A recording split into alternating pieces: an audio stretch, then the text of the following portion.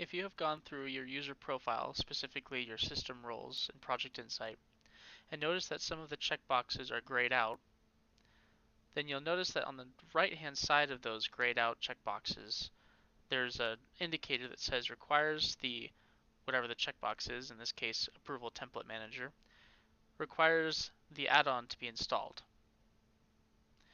So you note that you do have to install the issue tracking add-on in order to be an issue manager in your system roles. Doing so is as simple as clicking on the link, which will take you to the add-ons page and specifically take you to that specific add-on that needs to be installed. In this case, issue tracking. Here you can look at the useful links for what the add-on does, feature overview,